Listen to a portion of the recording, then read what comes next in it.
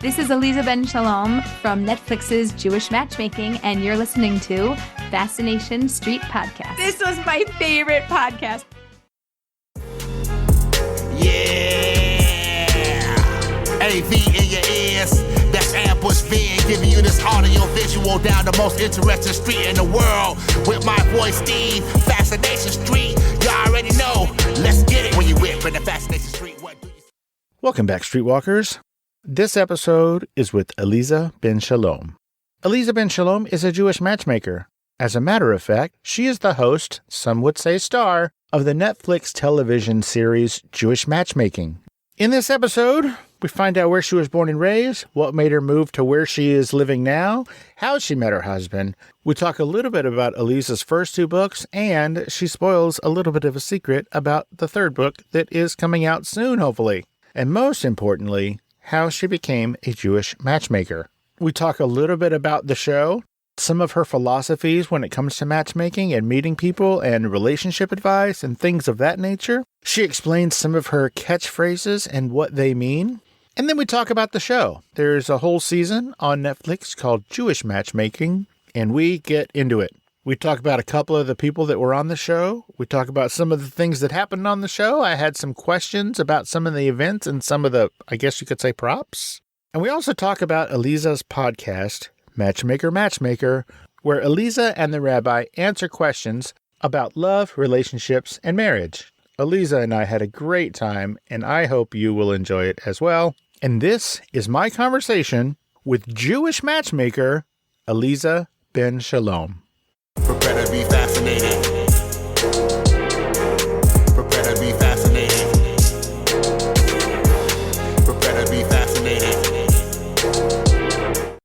Welcome to Fascination Street podcast, Aleeza Ben Shalom. How you doing today? Doing good. How are you? I am fantastic. Thank you for asking. Aleeza, what I like to do is I like to help the listener get to know the guest by kind of starting from the beginning. So where were you born and raised? Where'd you grow up? Born and raised in Philadelphia. Grew up in the suburbs and enjoyed my time there. So what was the home life like? What did your parents do? What did they want you to do? What was the expectation for young Aleeza? I grew up in a family. I was the oldest of three, and my mother was a teacher and an entrepreneur. She started her own preschool, and my father was also an entrepreneur and was running a business with his father. And then when my grandfather passed away, he continued to build his own business.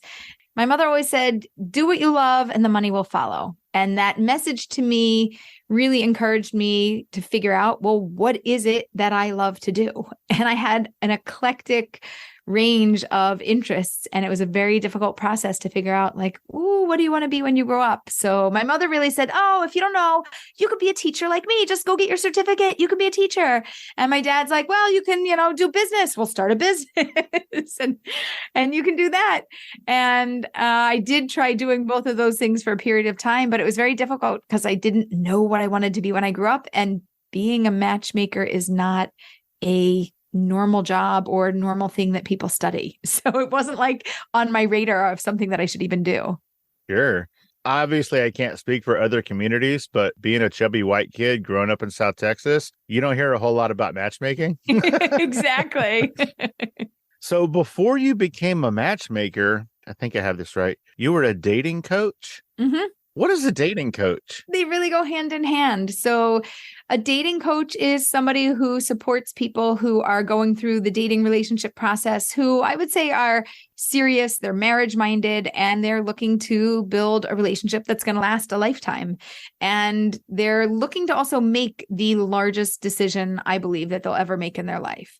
Because, who you are, what you do, you could change it, you can shift, figure it out as you go. But changing who you choose is not as easy. So it's a little bit easier if you can pick the person, get it right the first time, and build a relationship to last a lifetime.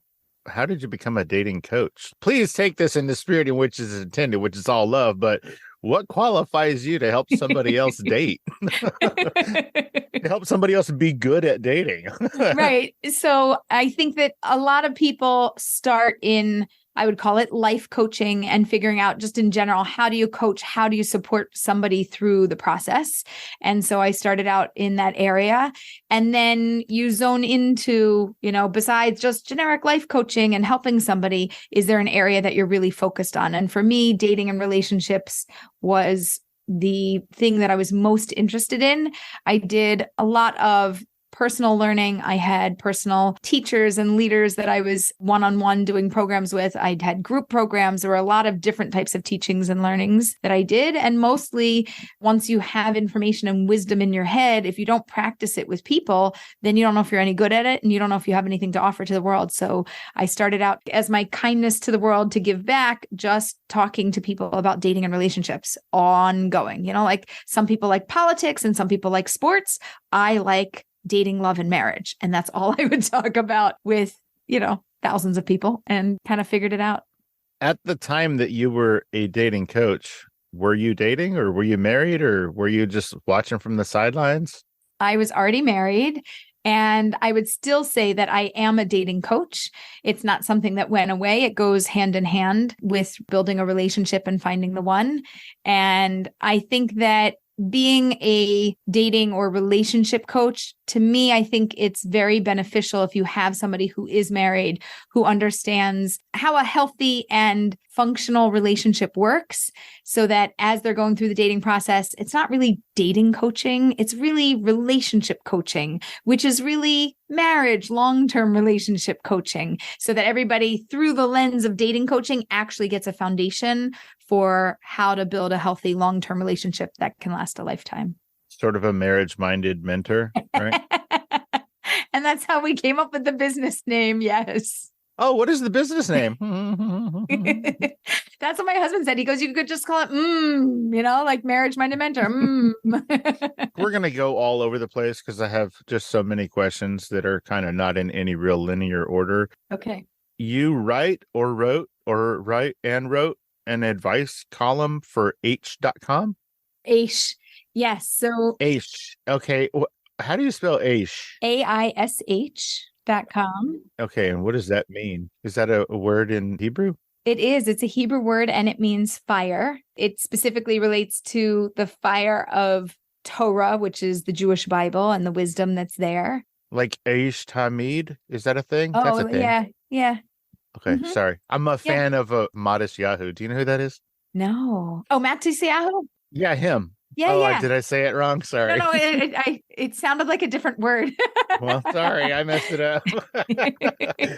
But yeah, I'm a big fan of him. So some of these words sound familiar, even though I really don't know what they mean. Yeah, good job. I'm sorry, continue, please. So you're writing for Aish.com? Yeah, so I have over 100 dating and relationship articles that are on there. And really, they helped me with knowing how to write for online columns, because they gave me the outline. They're like, we want an intro, we want your bullet points, we want your closing, like, boom. Readers need to know what you think, and we got to get it across like concisely and well. Now there's over 100 dating and relationship articles on many different topics. Some of the most popular are things like red flags in dating, and what should I do in a, fill in the blank, long distance relationship, in a relationship that doesn't seem to be going anywhere. How do we build the chemistry? There's all sorts of things there. Great series of articles that are there. How did you get involved with them? Did they approach you? Did you approach them? This is a great story, actually. A woman that I'm really friendly with who moved to Israel and has been living in Jerusalem for the last 20 years kept telling me, come and move to Israel. And I was like, yeah, we're thinking about it. And in the meantime, I was writing books and having children and building my family. And I put out my first book, which is called Get Real, Get Married. It's available on Amazon. And she saw it. And I said, you know what? She does marketing. I said, yeah, put it out there, post it for me and let's get it going. And the editor of Aish.com saw it and said, this is fantastic. Do you want to start writing some dating columns for us? And I said, yes, with pleasure. Wow. It started in 2013. It's 10 years ago. Oh, wow. Congratulations. Thank you. What is this young woman's name? Her name is Lisa Mechanic. And she's been a great friend and a huge fan and supporter. She'll be so happy to have a shout out. Okay. Well, hi. Welcome to the show. Because she's listening. So, like I said, we're going to go all over the place a little bit. Am I correct in assuming that you live in Jerusalem, Israel now? I live in Israel, but we live in a place called Pardes Chana. Yeah, I can't. I say I'll say like this. Tel Aviv is right in the middle. Haifa is in, if you follow the coastline north, halfway between Tel Aviv and Haifa is where I live, a little bit inland from the beach, about 15 minutes inland. Thank you for that geography lesson. I'm terrible with the globe. So what prompted this move to Israel? You were born and raised in Philly. Why'd you move to Israel? Moving to Israel was a lifelong dream of mine. And when I was dating my husband, I said, one day I want to move to Israel. Do you want to move to Israel? And he said, yeah, sure. I said, okay, when? And he looked at me like, I don't know when do you want to move to Israel? And I was like, let's move in the next 5 years. Like, we'll get married and within 5 years we'll move. And he said, how about 10? I said, no, okay, 7. We'll compromise on 7. We can't stay here too long. I don't want to get stuck. We got to go. We didn't make it on the 7-year mark. We were a little bit late, traditional Jewish standard time. We made it 18 years after we got married. And we've been here for over 2 years. It's been fantastic. It's been a lifelong dream come true. I'm really the happiest. I want to compete for the happiest woman in the world. If there is a place to apply for that, I am putting my application in. Well, fantastic. Good to hear.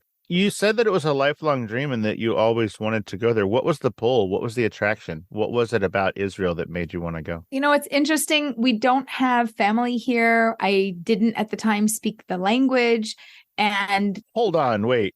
Yeah. Wait. So you're just like, hey, you know what I want to do? I want to move to a place where I don't know anybody and I don't speak the language. And let's go. Start packing. It doesn't make any sense except for the fact that it's the Jewish homeland for the Jewish people. And I've always heard about it and I knew about it. And at 17, we went on a teen tour and toured all around Israel, north and south and east and west. And we went to the Dead Sea and we went to the Galil and I just fell in love. It doesn't make any logical sense. That's why I prefaced it saying, right, I don't have family here. It's not because of family ties.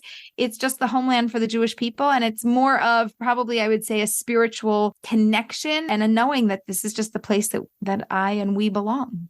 So when you got there, even from the first time, like when you set foot in Israel, like you felt an attraction, like you felt a spiritual connection? Yeah, I like the word attraction. And I would say it's similar to dating. Like there was a chemistry that happened. I came and I was like, oh, this is good. I also did happen to go to Arizona and fall in love with I would say the desert, the atmosphere there also. And I was thinking, all right, well, if I can't schlep them to Israel, maybe at least I'll get to Arizona and it'll be kind of close climate and kind of close topography. And maybe this could work out, but it wasn't the same pull. So where did you meet your husband? We met at a retreat in Orlando, Florida, and it was a Jewish singles retreat. I hadn't even taken a vacation that year at all. And my girlfriend told me about this amazing retreat. She says, let's go. And I said, great, let's go. And she called me and she goes, no, I can't go. I said, fine, forget you. I'm going. I need a vacation. We met there. We left dating different people, but we were both from Philly and we broke up and then we started dating each other. Oh, cool. So you're both from Philly, but you met in Orlando and then moved to Israel. But we did live in Philly for 18 years together. I mean, my whole life plus 18 years of marriage. Sure. Did you end up dragging him to Arizona at some point? No, we didn't go to Arizona. We just stayed in. I'm really a family girl. I am very close with my family and his family. The hardest thing about moving is not being with family. So we never left because of that reason. And then it just came a time where it was also Corona. A lot of people did a lot of things. Like some people got dogs and some people got babies and some people moved countries. So we got a dog and we moved countries. No babies? No, but now our dog is pregnant and she's about to have babies in about 2 weeks. So. Oh, sweet. Yeah. Congratulations. Yeah, she's so adorable. So your first book, Get Real, Get Married. I don't want to say what's it about because I feel like it's in the title. But what prompted you to write this book? Who's it for? The book is for marriage-minded singles. And I thought to myself, if I never write another book again, what wisdom do I have that I would want to put in here that would be timeless and relevant for anybody who was marriage-minded? And that all got thrown into the book. And what prompted the book was that I was trying to help people. And you got to pitch who you are and you got to teach the world about why they should even talk to you or know about you, like Fascination Street. Like, why should they even be fascinated with you? Like, what's the draw? And somebody said to me, Aleeza, if you want to do anything in the world, it starts with writing a book. You need to put your information out there. If people like it, then it's going to work. And if they don't, maybe you write another book, but you have to put your wisdom into the world, and people can then make a decision if they want to work with you.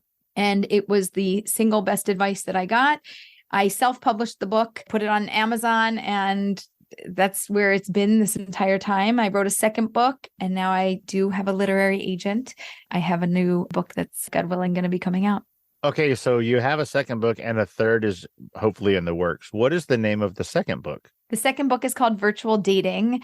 And while I was busy writing Virtual Dating, I was also making plans to move to Israel. It was also a pandemic. I was also being a teacher at home for my children because there was no school. And I was really worried about singles. Like, what if the world never goes back to the way it was? Like, they have to know how to date virtually. We still have to have love in the world. And I worked very hard in a span of about 4 months to write and publish that book as well. You said something there that I want to touch on. You said you were so worried about singles. A lot of people, especially during the pandemic, were really just focused on themselves, their households, trying to keep everybody that they know safe and well or whatever. And you're sitting over there doing all that same stuff, but then worrying about the future of single people all over the planet. Why? Why are you so invested in other people's dating life?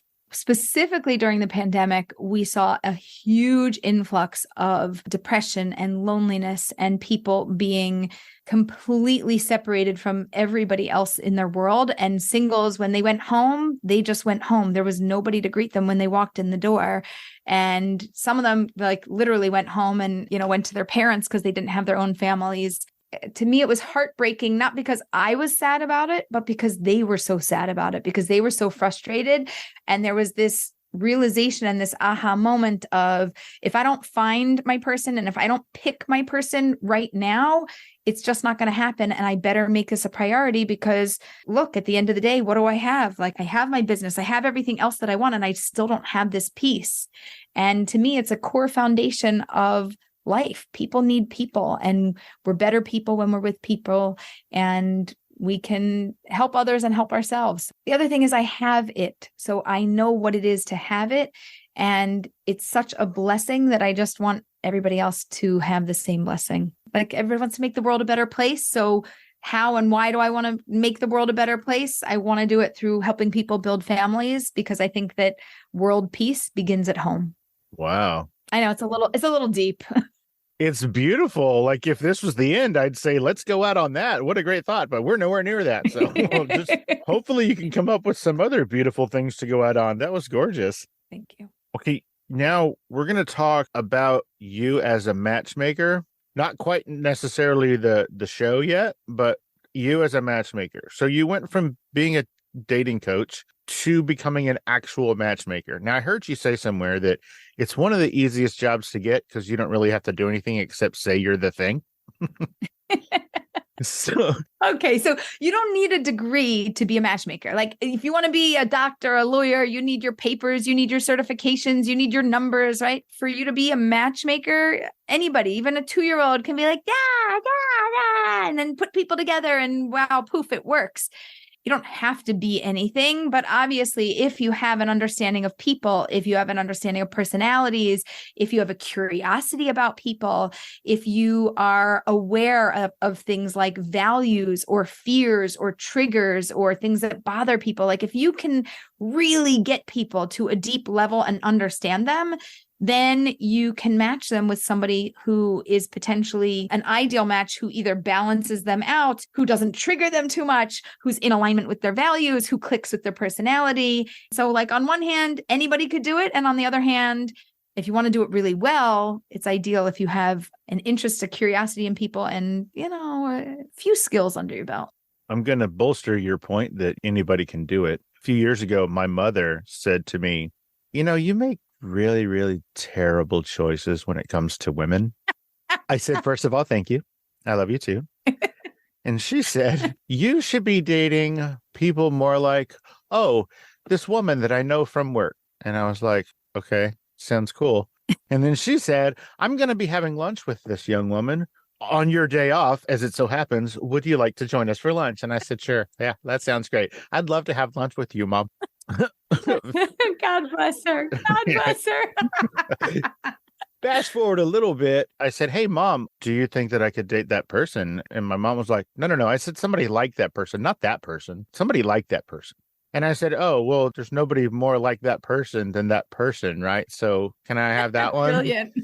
And, long story short, as we record this, next week will be our 21st wedding anniversary. Woohoo! Congrats, Mazel Tov. Thank you. So thank you, Mom. Right. So that's a case of like the accidental matchmaker. I don't know if it was an accident, though. I mean, later on, she played it like, what? No, I was just saying, but come on now.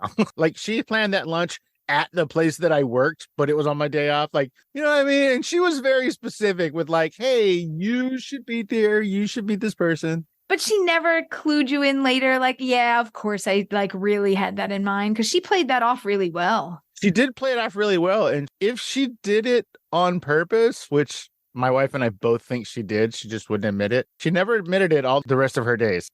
She never was like, ha, I knew it. She took it to the grave. She was like, wow, what a coincidence. This just happened to work out very well. That's so cute. Yeah. So she might have been like the really smart matchmaker that played it off like the accidental matchmaker. Yeah, there's all different kinds. Do you do that too sometimes? Well, you can't now because you're not incognito. Everybody knows what you do. Yeah, I mean, we used to do that. So they would come over on Friday night for a Shabbat dinner and we would have different people at the table. And then it'd be like, oh, could you just, can you walk her home? And, you're heading in the same direction. Wink, wink. A couple years later, they're married with a couple kids. People are on to me a little bit more now. So I know that like actors and musicians and things, they get kind of a royalty whenever things go well. Do you get an anniversary present from all these people who you've managed to pair up? Oh, I love that. I wish there were like ongoing royalties. So there is usually like a traditional success fee upon engagement that people would give you, like a little envelope with a check or, send you something.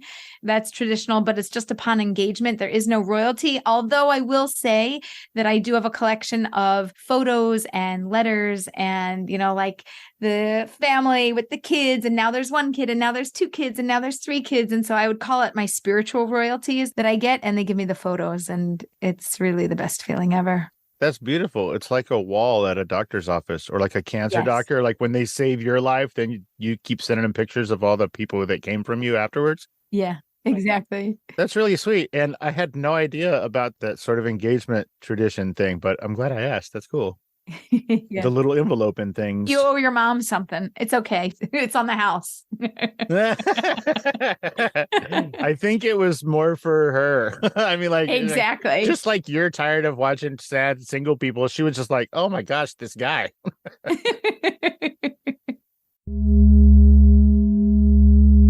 Hey, Streetwalkers. Here's a word from our sponsors.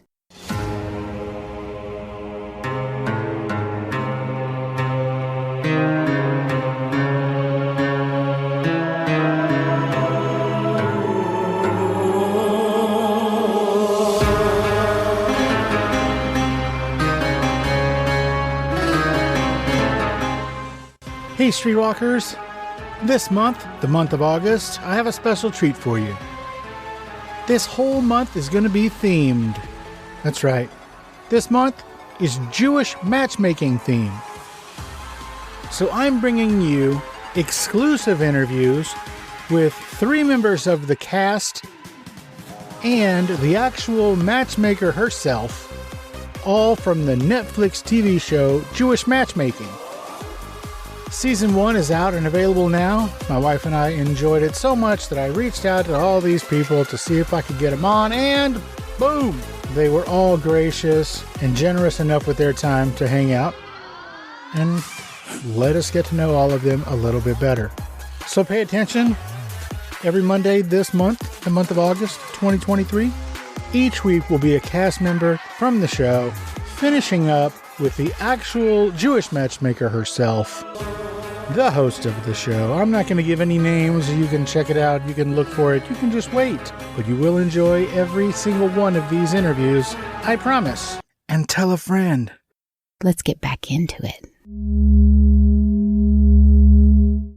So, in your role as a professional matchmaker, I read somewhere or heard somewhere that, and this number may be old news, that you are, I guess, theoretically responsible for over 200 marriages. Is that correct? Yeah. Wow. Well, I mean, my mom's got one, so good on her. But wow, over 200. That is insane. Yeah, I talk to a lot of people. In school, it used to get me in trouble. The teachers are like, if she would only stop talking, she would do better in school.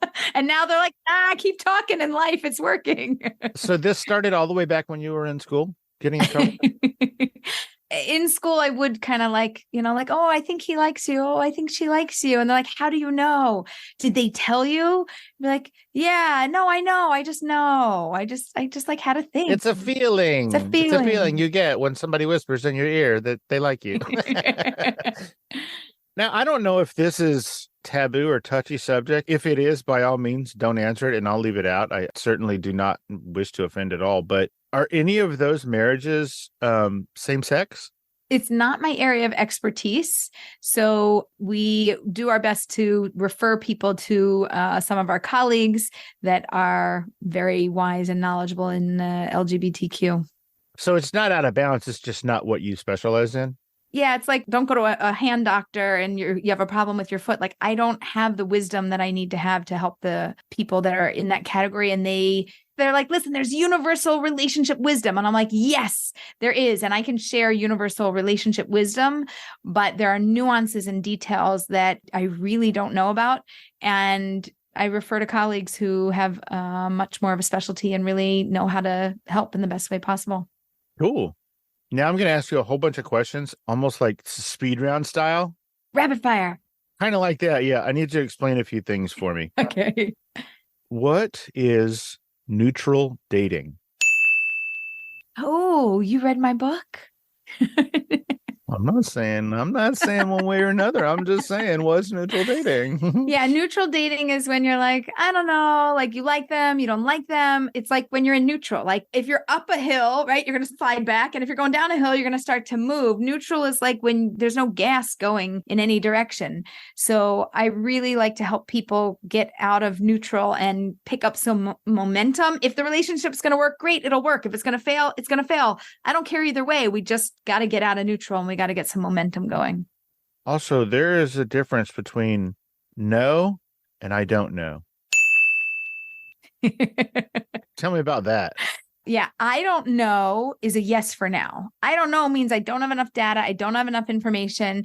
Either I'm not clear about me or I'm not clear about you, and I'm not clear about us for sure. So when people are in the I don't know stage, they're like, well, if it's not a yes, if I'm not excited, then it must be a no. Wrong logic. That's not okay. If it's not a yes, then it's also not a no. We don't know what it is. So just go out, get more data. You can always dump them tomorrow, but make sure you don't dump the wrong person. A no, like a real no, there's like a soft no and a hard no. So a hard no, which means no, thank you. I'm never going to look back and regret this decision. A soft no is like, keep going out a little bit more until you're really sure that this person isn't for you.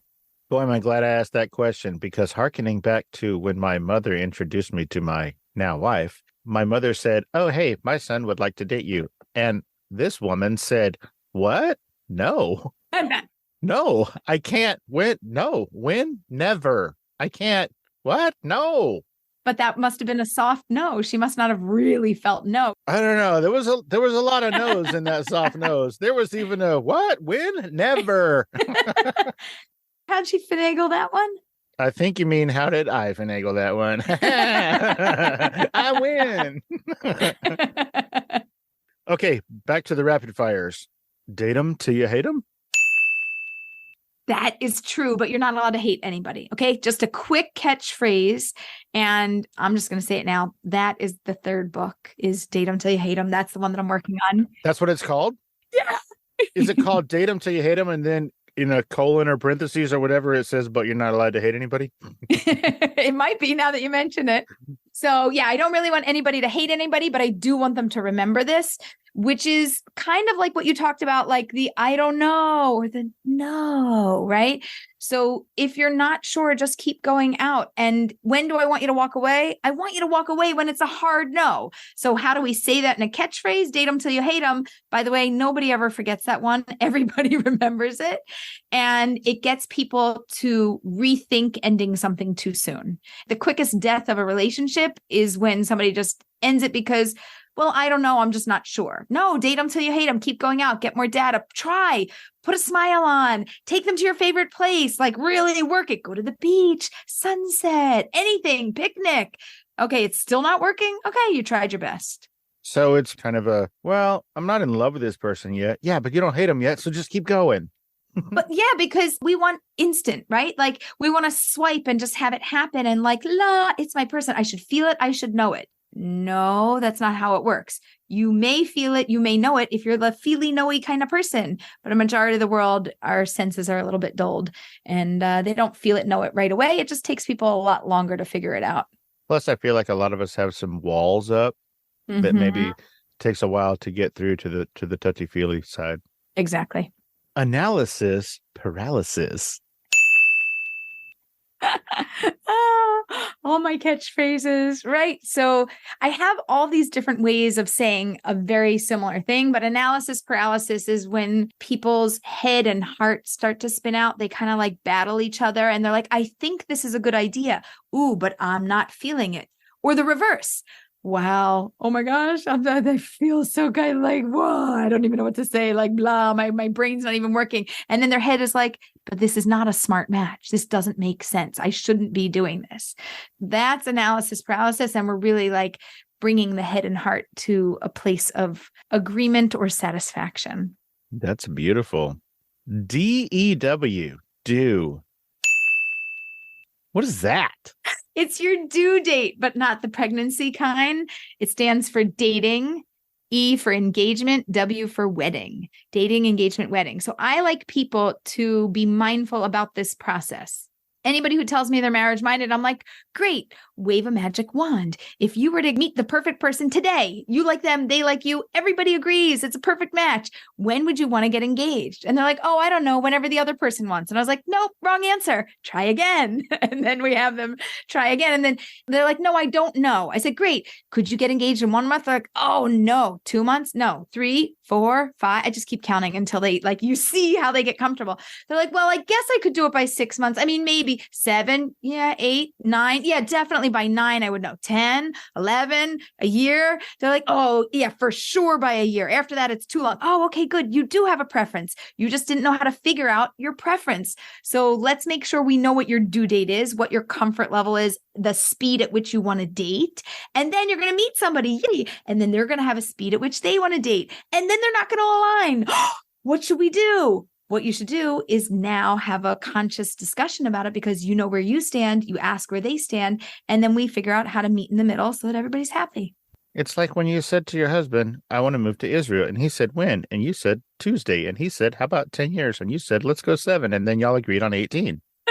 And that's the truth, right? Like we have what's in our head and you make an agreement and then reality happens. But we still have to make the agreement to get to the next stage of the relationship. That makes sense. I'm so glad you understand me. I feel so understood right now. Well, good. That's awesome. That makes me feel better. Tell me about this one. And this is my favorite of your catchphrases. And after you tell me about it, I'll tell you why it's my favorite. Mystery in the history. And go. Mystery in your history is one of my favorites. I say that 35% of the people that I work with will marry somebody they already know. Maybe they've already dated somebody in their little black book and not in mine. And everybody fights me on this. And it's like a big war. They're like, there's nobody. And I'm like, right. Well, the fact that you said that there's absolutely nobody means that probably you're one of the 35% because God has a good sense of humor. And we're going to find your person. So you give me your little black book and I want to pick somebody out. And I want to tell you who you should redate and why, or who you should reconsider that you turned down 17 and a half years ago, or who you knew from grade school that was like the cute, funny, goofy kid next door. And you should probably go out with them. And they're like, I don't want to play this game. And I'm like, give me the list. And then they give me the list and we go through, 50 names. And then we pick the top 5. And then we pick the most relevant ones. And then we Google search them. And then we Facebook stalk them. And we figure out who's actually single, who's not married. And then I make them compose something and write to them or call them and ask them out. And it works. Oh my gosh. 35% of the time. That sounds so crazy. What an arduous process and a daring and, might I say, scary one for the person you're making do all this. Yeah, they get a little bit freaked out, but for me, it's great. It's my favorite way to do matchmaking. It sounds like a magic trick. It is. It's fascinating. It's like, when you see a magic show and they take $1 from that guy over there and tear it in half, and then it's in your pocket. Exactly. Like, you had this secret the whole time. You had the answer the whole time. And that's why I tell them, I'm like, we're not looking in my black book. I am not spending any time searching for your human until we search your black book. There's no way I'm looking forward until we look back. Love it. Here's why that is my favorite one of your catchphrases. And as it turns out, it has nothing to do with the reasons behind your catchphrase. Are you familiar with a radio and TV show from a million years ago called Loveline? Oh, it rings a bell. MTV with Dr. Drew and Adam Carolla. Oh, yeah. Well, they used to talk about this thing called less history, more mystery, which is sort of what you talked about a little bit on the show, which we're about to talk about. There was one young lady, I think it might have been a guy, I don't even remember. There were so many people on the show, but there was one relationship where you specifically said, don't talk about anybody in the past. Don't talk about any ex-boyfriends, ex-girlfriends, nothing at all. And that's kind of the whole premise behind less history, more mystery, is like, you don't really need to know everything that this person did before you met them on the first date. You don't need to know their dating history, whatever. The first date, you don't need to know that they've been married before, whatever. And I thought it was hilarious because I'm sure you said this to multiple people, but the only person that they showed you say that to, the very first thing they did on that date was talk about all their exes. Everything. They broke every rule. I know who you're talking about. It's Harmony. I love Harmony. And she was so honest and real because afterwards she's like, maybe that's why I'm not married. I broke every single rule she gave me. And we laughed about it. But I really just give people a guideline to try to follow. I don't remember that phrase. I wasn't like a follower of that show, but I like that. Less history, more mystery. That's good. I think it's kind of cool. I might borrow it, but I'll actually claim where it came from. Yeah, it's Adam and Drew. Yeah. You have their permission. It's fine. Now we are going to talk about the show. Ladies and gentlemen, Aleeza Ben Shalom is the matchmaker, some would say the star, of the Netflix television series Jewish Matchmaking. Is this a spinoff of Indian matchmaking? Yes, 100% it is. It's the same production company. Indian Matchmaking was a phenomenal show. It got rave reviews. It got renewed for season 2 and season 3. And the production company went to Netflix and said, great, we've got a brand. Let's do Jewish matchmaking. And Netflix was like, we're in. Find us a Jewish matchmaker. So you didn't go to them. They scouted you? Correct. The true story is, since you like name dropping. Do it. My matchmaker girlfriend, her name is Lori Young. She's known as the Seattle Shadchan. Oh, Lori. You don't know her, do you? Are you teasing me? No, not at all. No, I'm teasing you. They scouted her out, all of my other colleagues as well. And she was talking to them and they were like, well, you want to do this. And then she's like, no, I don't really want to do this. And like, why not? It's going to be wonderful. And she's like, nope, you want my girlfriend Aleeza. She and I have been doing webinars. Lori's been a matchmaker. She's been doing dating coaching. I trained her because I have a training course for matchmaker and coaches during COVID. Besides writing the book, virtual dating, Lori and I started running singles speed dating online. We would co-host it, and we started a matchmaker training once a month gathering online. And she's like, you just want Aleeza. She speaks off the cuff. She's got lots of thoughts. She's got lots of phrases. You just call her. And she calls me. She's like, pick up the phone. Casting is calling you. It's a good thing. So a matchmaker made the match between me and casting for the show. That is precious. Thanks, Lori. So far, there's one season. Do we know if there's going to be more seasons? Can you say? No, we're left in limbo. No, we do not know. We're still awaiting. Everybody's got to watch episode 1 to 8 and then, pray for a Reno. So even you don't know. Yeah, we're waiting. Okay, cool. Well, guys, she winked, so she might know. She's just not going to tell me, and that's okay because nobody wants to get sued. I'm just kidding. She did not wink. All you Netflix lawyers. Get me in trouble. So was this show filmed during COVID? This was produced February of 2022 through August of 2022. So we were still swabbing, doing COVID tests during filming. The tail end. A bunch of dates got canceled because people either had COVID or failed the COVID test. Sure. That was complicated. At a certain point, like everybody was in Miami, it seemed like. And I was just wondering, is that because of the no mask mandate that was happening in Florida? Like, No, we had one of the clients, Danny, who lived in Miami that we went to see. And then, you got to do back-to-back filming and there's a lot of things happening. And then one of the other people that we wanted to set up, they're like, I'm visiting my parents. I'm going to be down there. I'm like, oh, cool. That's good. And if somebody else said, I'm going on vacation. I'm going to be down there. We're like, okay, great. We're going to do a Miami filming. And we ended up with a lot of Miami dates. Oh, here's a question, a matchmaking question. Oh, I don't know. Let's just say I'm dating this woman who I ended up marrying later. Let's just say I'm dating this woman and I think it's going great, but she might not necessarily think it's going as well as I do. How do you navigate that as a matchmaker? Like if maybe you on the outside, you're like, well, she's clearly not into you as much as you are into her, dude. How do you explain to me, the dude, that maybe she's just not that into me? Do you explain that? Okay, so if I thought that this was a good match, I would say to you, maybe a little more mystery. Like you might be too into her. You might be showing too much interest and it might be overwhelming for her. Be more aloof. Yeah, well, not aloof exactly, but just hold back a little bit because if she feels like you're so far ahead of her and she's not off board, but she's not exactly on board, the distance between where you're at in the potential relationship is too far. So we want her to see like, oh no, he's not thinking that you're going to get married and build your family together and like end of the road. And then I would talk to her and I would say like, hey, you've got a really great guy and he's totally interested in you, which might feel overwhelming for you. And then I'd explain everything that I just explained to you and say, listen, if I had a preference, I'd rather the guy be more into the woman than the woman be into the guy. So we're actually set up for success, but I know this is a little bit much, but date him till you hate him. You got to keep going out and giving this a shot because I really think there's something there. If I didn't think something was there, I would just tell you, I know you're really into her and I'm sorry, this is going to crush your heart, but maybe better you hear it from me than her. And like, it's not going to work. Nice. Thanks. That was a question I had earlier. No reason. Unlike a lot of Jewish matchmakers, I assume, you work with Reformed Jews. What is a Reformed Jew?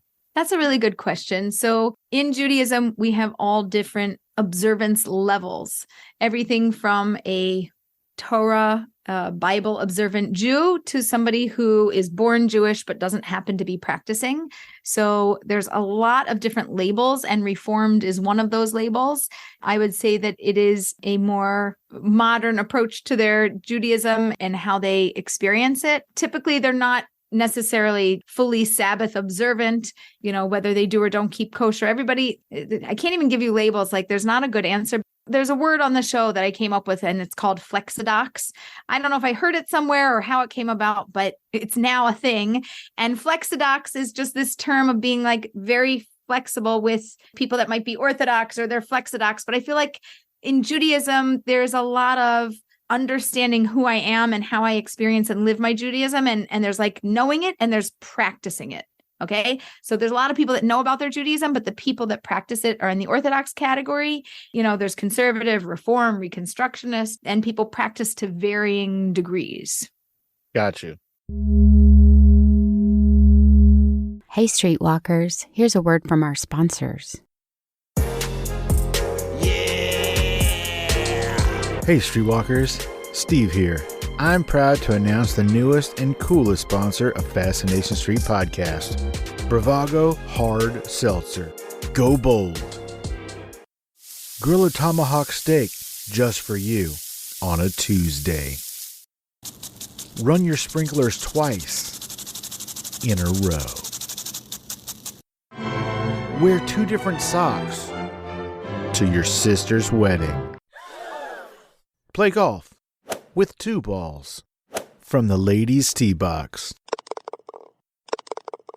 However you go bold, do it with Bravago Bold Seltzer, the newest and boldest hard seltzer out there, with flavors like Sweet Freak, Vanilla Orange Cream, Chill Out, Rainier Cherry, and Sucker Punch, Strawberry Lemon. These seltzers pack an intense flavor and 5.1% alcohol by volume, with between 110 and 120 calories each. Find a store or purchase online at drinkbravago.com. Must be 21 or older to purchase or consume. Please drink responsibly. Go bold. Let's get back into it. This is going to sound so super weird, but in 2023, all we do is overanalyze everything and try and find meaning in the weirdest, most minute detail. Sometimes you used a fountain pen, and sometimes you used a ballpoint pen with a crystal on it. Is there a reason? Am I supposed to read anything into that? You really like the people when you use the fountain pen, and you're just okay about the people with the ballpoint pen? Okay, I'm going to give you the real story. It's really cute. Okay, so the crystal on the pen isn't crystal. It's actually like a little diamond. It's like a little, kind of one of those cheesy, like a matchmaker would use a pen with a diamond on the back. Oh, it's cheesy as heck. It is so cheesy. That's why I brought it Okay, up. so that I only like once or maybe twice I used it. Mostly I really didn't. The fountain pen. So actually the very first person that I recorded with, I walked in the room and I was like, normally either I'll come with, my notebook, my computer, my whatever, but like it was a whole filming thing. And I walk in and they're like, well, what are you going to do? Like, how do you want to do this? And I was like, oh, I need my notebook and a pen. And I didn't have anything. So Harmony actually gave me the notebook that I have. And Jean, one of the producers, is like, here, you can use my pen. And she gives me this gorgeous pen. And I'm like, oh, it's a fountain pen and it's gold. And it was so spectacular to write with. It brought me back to my childhood because I used to write with fountain pens. And I was like, wow, this is amazing. I love it. Here. And I give it back. She goes, no, hold on to it. Like you started using it. Like that's it. That's the pen for the show. Now it's a prop.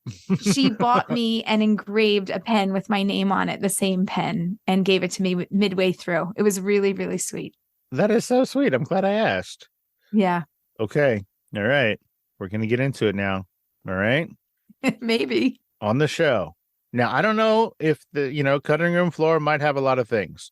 It does. I'm sure it does. On the show, you didn't go into anybody's closet except Stuart Chaseman. Why him? Why a makeover for this poor man? Who, by the way, as far as I can tell, is an internet favorite from the show. Everybody loves this dude. Yeah, I love Stuart. So I learned about all the people that I was going to be working with. And when I heard about Stuart, I said, you know what? He's 51. He's been dating for a while. And the first thought that came into my head is like, he's probably wearing the same thing he's worn for the last 20 years on dates. Like if he's like me, like I don't go, he's like a guy also, like I don't go shopping so often. I don't have time for all that nonsense. Like you just keep wearing the same thing. And I wanted to have a mindset reset. And I thought, you know what, if we like change the clothes, change what's on the outside, it sometimes shifts who we are. It shifts our confidence. It shifts how we feel about ourselves. It refreshes it. It's something new. We're not doing the same old things that we've always done. So I wanted to bring a renewal to his dating and I wanted to bring a little bit more energy. So I thought, okay, so we'll do like a little makeover. And we had a stylist come in and do a makeover. And then he's like, well, you want to see my wardrobe? And I was like, yeah, like in my closet. I was like, okay, let's go. And we go back. And then there's like the leather pants and the studded ones and the leopard ones. And I'm just rolling. I couldn't even hold it together. I'm like, and he keeps handing me more stuff. And I don't know if you saw, but like my arms were like piled. I'm like schlepping around all these things. And then he got his new makeover outfit, which the stylist did like put him down a size. He's like, maybe that's why I'm not married. I've been wearing a double XL or an XL and I need to wear an L, whatever it was. It was actually an organic part of the process. Like this is reality TV. This was not pre-scripted. There were no lines. It was like, well, what are you going to do? And every new person that I met, for me, it's like, well, Aleeza, what would you normally do? I said, well, for him, I would bring a stylist in. So we literally did what I normally do with my clients. Interesting. So even on the cutting room floor, there was no other closets. It was just his. Yeah, I didn't go into anybody else's closet. That is so funny. In your history of hundreds and hundreds of successful connections, what's the fastest connection you've ever made? Like the fastest from, hey, Aleeza, I need some help, to, hey, guess what? We're engaged. Here's the envelope. I had somebody go 7 weeks from hello to under the chuppah and getting married. Not even engagement, like everything, full on 7 weeks, not even 2 months. Oh, wow. Yeah. To actual married. To actual married. Did you say under the chuppah? Yeah. What is that? The chuppah is the wedding canopy that traditionally when a Jewish couple gets married, there is this gorgeous wedding canopy that people stand under with the rabbi, and they perform the whole ceremony there. Gotcha. And what's the slowest connection you've ever made? The fastest one's 7 weeks. What's the slowest? How many decades is the slowest one? That's such a good question. I'm sitting here going, ooh. I did have a couple, and I guess sometimes people also come to me in terms of connection. Maybe I didn't match them, but they matched or met, but then I'm guiding them through the process. And there was a couple that was, I think the timeline was somewhere around 4 years.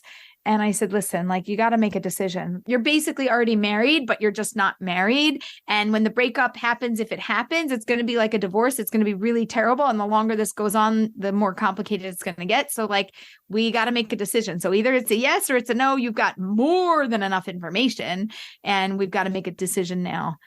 Got you. Now, there is a thing that you mentioned. Remember, I'm wholly unfamiliar with the Hebrew language, with traditions of the Jewish culture.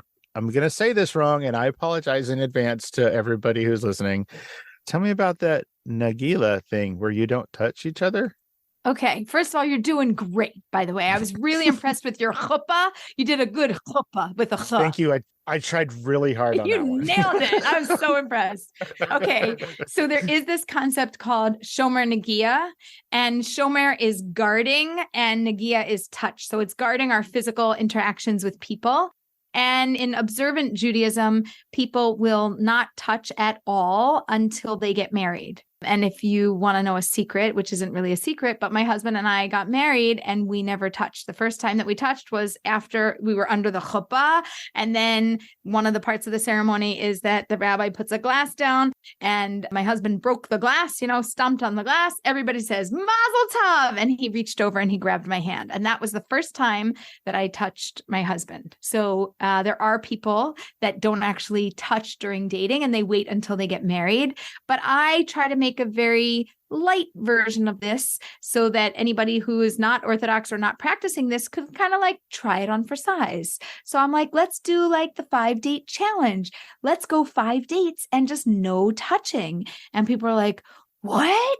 And I was like, what? What do you, what? I like, what? And I was like, fine. Can you do 4 dates? They're like, huh? It's like crickets, like nothing. I'm like, 3 dates. Can we do 3 dates, people? 3? They're like, 2 dates. They're like, I'm like, what should you do if you cannot not touch the other person for 2 dates? And they're like, yeah, I guess we should just go out for like 1 date. I'm like, no, get therapy. You definitely need therapy. If you cannot touch them and hold back for 1 date, we have a problem. So everybody takes personal challenges, right? Couch to 5K. I'm going to do it. Okay, great. Well, if you want to try dating for marriage, how about meeting to 5th date? Don't touch them. And if you still like them and they still like you back, guess what? This is really good news because there's probably something there. And then if you touch each other, like, I'll look the other way. Whatever happens, you live your life the way you want to live it. But you got to know that you like the human being. They're like, yeah, but you got to check out the physical. And I was like, great. After 5 dates, make sure you like the human first. We don't care about their body if you don't like their thinking. It just doesn't matter. So people that like it, many people who they're not religious, they're not even Jewish. They're like, no, I buy into it. It's smart. I'm like, yeah, you want data, you want analysis, and you want it to be authentic and real without being swayed and biased. Try not touching them. By the way, it's brilliant. It works. I love that you said it's brilliant. I love that. You're just like, oh, by the way, it's brilliant. Also, love you to death, Harmony, but I'm pretty sure that was one of the rules you broke on that date too. She owned up to it. She's like, I broke every rule, Aleeza. Sorry about that. We were watching it and I mean, it was like a smash cut to you saying don't touch anybody to her hugging this dude. And my wife was just like 5 seconds. She didn't last 5 seconds. 5 dates, not 5 seconds. It was hilarious. I heard, and I don't know if this is correct, but the first time you met all of the people that were on the show was in front of a camera. Like this wasn't from your black book. This was from somebody else's black book. Yeah. So what we did was a lot of people applied to the show and there was a filtering process with casting. And then there was like the top list of the top 50 potential people that we could work with. Netflix had their pick and production had their pick, and I weighed in on it and gave them my picks. And we got like a little 1-page bio, a little video. So I got like a little bit of a feel for somebody. And then I said, great, well, let me like talk to them, meet them. I'll do some background stuff. They're like, no, we're going to meet on camera. And I was like, oh, okay. And the very first time that I met everybody was on camera, except what I figured out, Noah from Wyoming, he's like, I know you. And I was like, what? He's like, yeah, we've met before. And I was like, wait, everybody I met, if you call, he said, I called you before. I said, then you're in my phone. And I looked him up and I was like, is this your number? He goes, yeah, that's my old number. So actually did know him, but I just didn't remember that I knew him because I meet a lot of people. So if it's like a one-time meeting, but you landed in my phone, you're forever there. So was it a meeting professionally? You didn't meet him at a party. You met him because somewhere along. No, that was for like, we had spoken about dating, previously. Oh, crazy. Oh, that guy, Noah, by the way, from Wyoming. I was doing a little bit of research, like on the cast. And when it lists who the cast is, it says he's from Denver. Oh, no, now he's in Denver. He moved to Denver. Oh, he moved. Oh, okay. He moved. He was in Wyoming. Oh, okay, cool. Also, I heard that part of the selection process was that you had to prove you were Jewish. Mm-hmm. Yeah. How do you do that? Well, I mean, first of all, it's called Jewish Matchmaking, so it's kind of appropriate that you are Jewish. Did they have to prove they were Indian to be on Indian Matchmaking? You're all, I don't know. I have to tell you, I don't know. And I don't know. This was actually something that I made a request for. And I said, we're having a show and it's Jewish Matchmaking. So I need to make sure we set up Jewish singles. But that's also what we do in my regular life, in my regular business. Like we go through all the questions. This was something that you asked for. Yeah. I mean, it's called Jewish Matchmaking. So Sure. I got you. I think you would expect to see Jewish singles. So the way that somebody is confirmed that they're Jewish is that their mother is Jewish. It goes through the matrilineal lineage. So your mother, your grandmother on your mother's side, if they are Jewish, then you are Jewish. Or if somebody converted to Judaism halachically, like according to Jewish law, they would be considered Jewish. So they just do lineage check, and people just submit information about parents and grandparents. Like an Ancestry.com kind of a thing? Yeah, but with the rabbi. Oh, okay. The rabbi. There were a couple rabbis. It depended on where somebody lived and who was available. Somebody told me, actually a rabbi told me that the term rabbi just really means that you went to like rabbinical school, like an Orthodox Jew is a rabbi. Is that? I'm a love, dating, marriage expert, but I'll tell you that a rabbi is somebody who has done an extensive amount of learning and completed a certain series of learnings in different areas. And then they take tests to confirm their knowledge and wisdom. Okay, cool. You have a podcast. Yeah. Wait a minute. Hold on. Let me get this right. It is called Matchmaker. Make me a match. Yes. Matchmaker.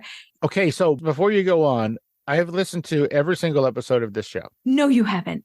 Yes, I have. And I'm so confused because you never say the rabbi's name. It's Aleeza Ben Shalom and the rabbi. Who is this rabbi? Who is this person? And why does he not get his name out there? I could not find it. If it's there, I don't know where it is. Okay. So his name is Rabbi Yisroel Bernath.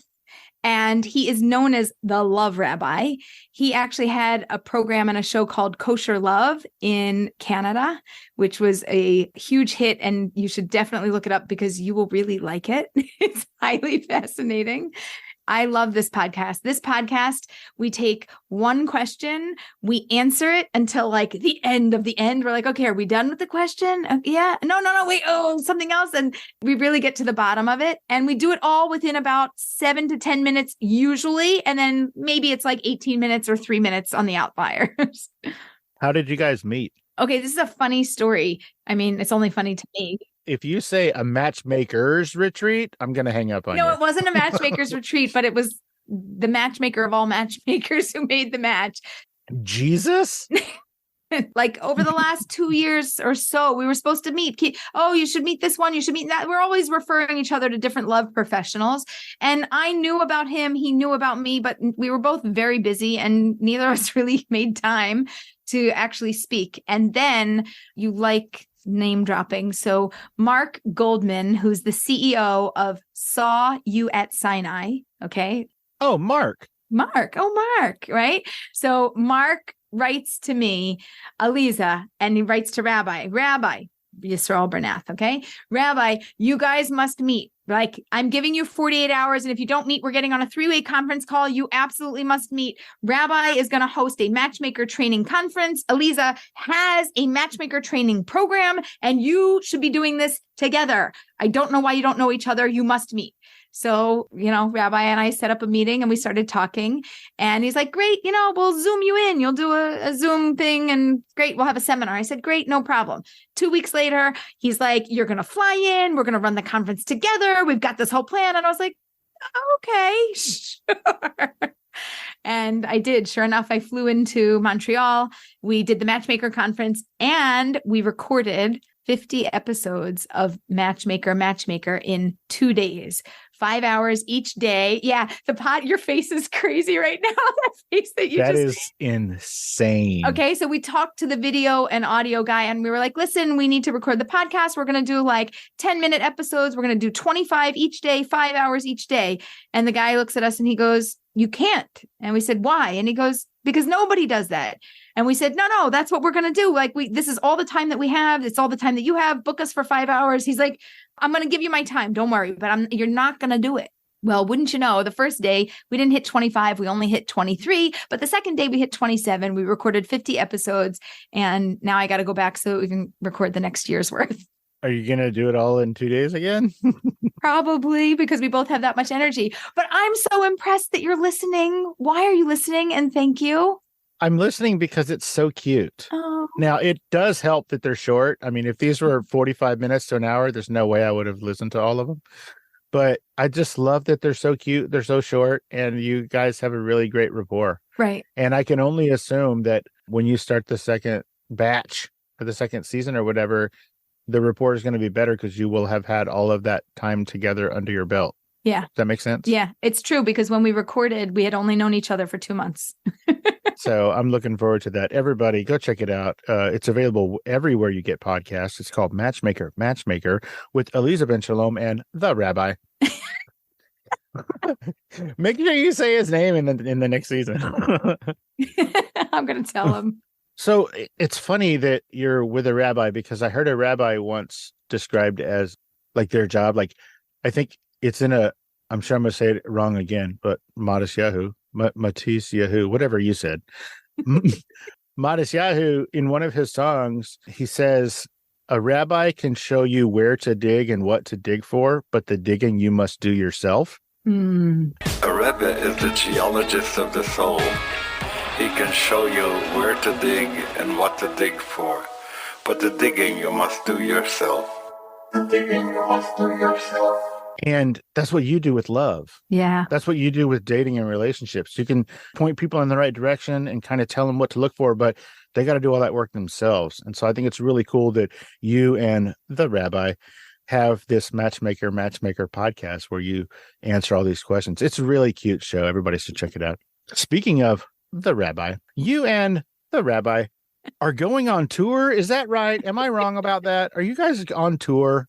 Okay, so the rabbi, we just talked about him actually coming and showing up at some of the shows. Okay, I want to tell you something that nobody knows. Do you want to know something nobody knows? Okay.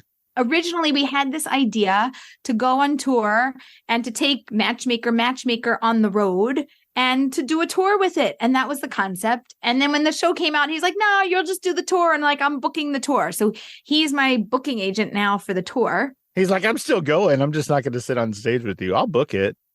Well, okay, so we did go to Montreal where he is, and he was on stage with me, and it's great. Like you said, we have a really good rapport. We're both camera ready, so to speak, and always speak off the cuff and definitely always speak our mind. So it's highly entertaining.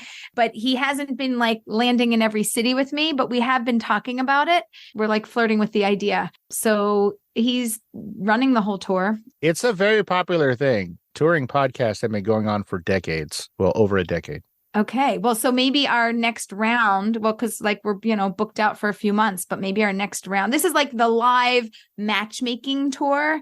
And we really do like live matchmaking. So like I go to a city, they get a little spiel about me. We do a little Q&A. And then literally we bring up strangers from the audience. We throw them on stage in front of several hundred people. And then we grill them about who they are. And then I train the audience how to be a matchmaker. And then I tell the audience, we're locking the doors and nobody's leaving until you, not me, you set these people up. And I put the pressure on them. And then that's what we actually do. You should let everybody know that you'd cleared it with the fire marshal, that it's okay that you lock all the doors.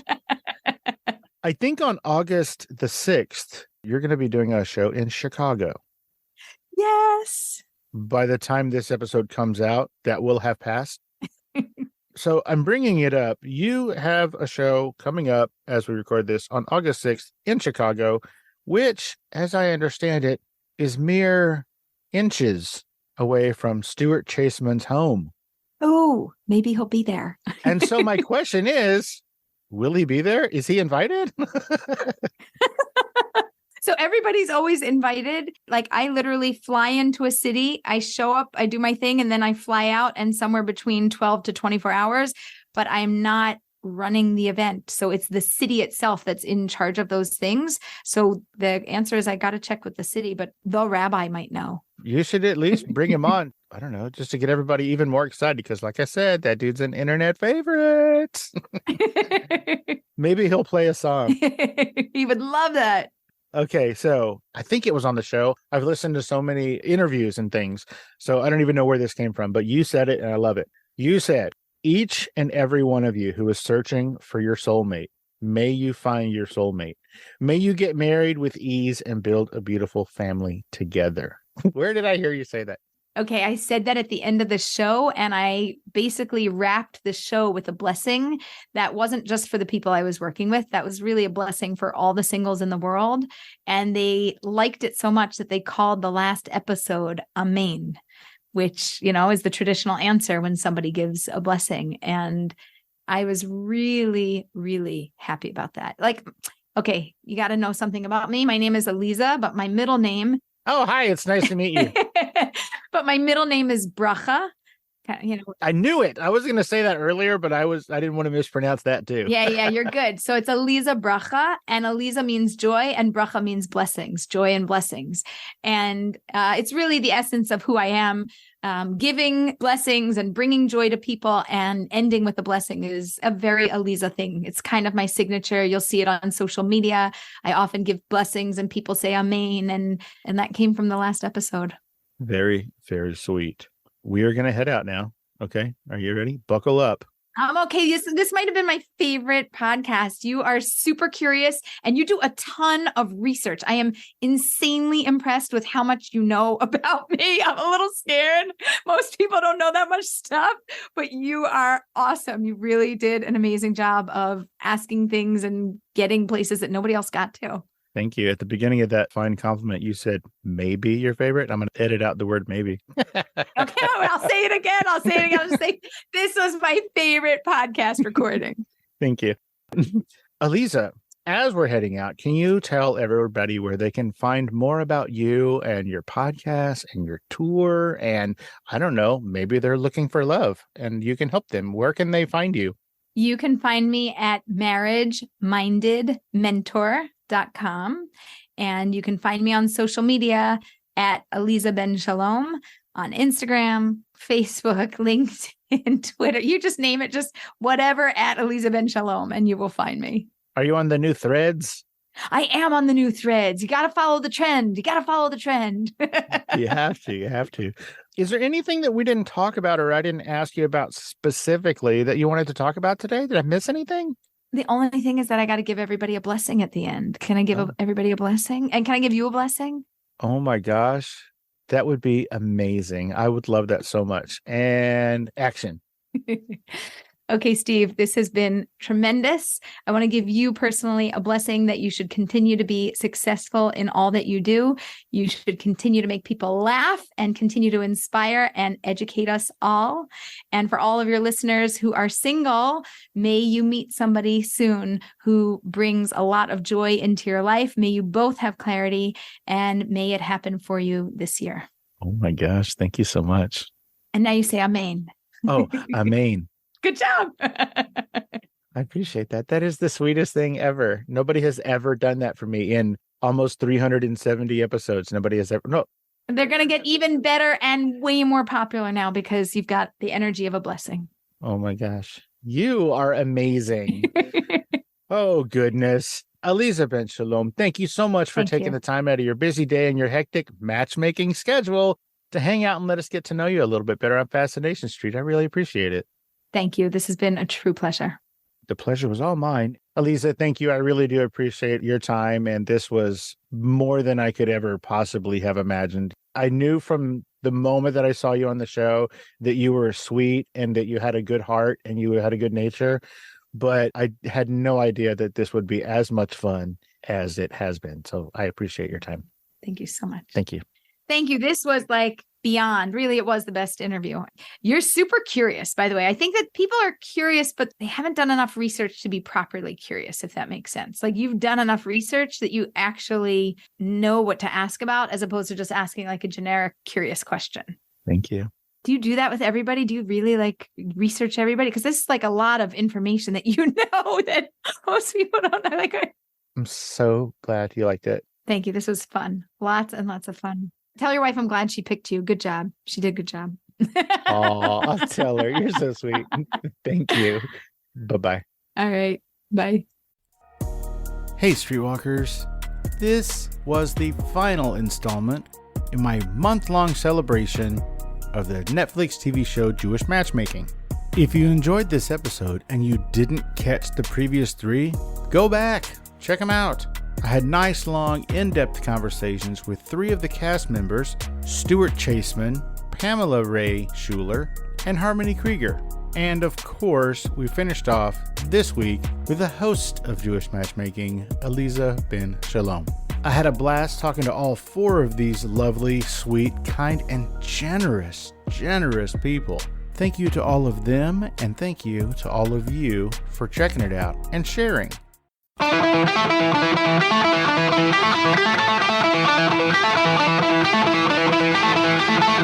Opening music is the song FSP Theme, written, performed, and provided by Ambush Vin. Closing music is from the song Say My Name off the 2021 album Underdog Anthems, used with permission from Jax Hollow. If you like the show, tell a friend. Subscribe and rate and review the show on iTunes and wherever else you download podcasts. Don't forget to subscribe to my YouTube channel. All the episodes are available there as well. Check me out on Vero at Fascination Street Pod and TikTok at Fascination Street Pod. And again, thanks for listening.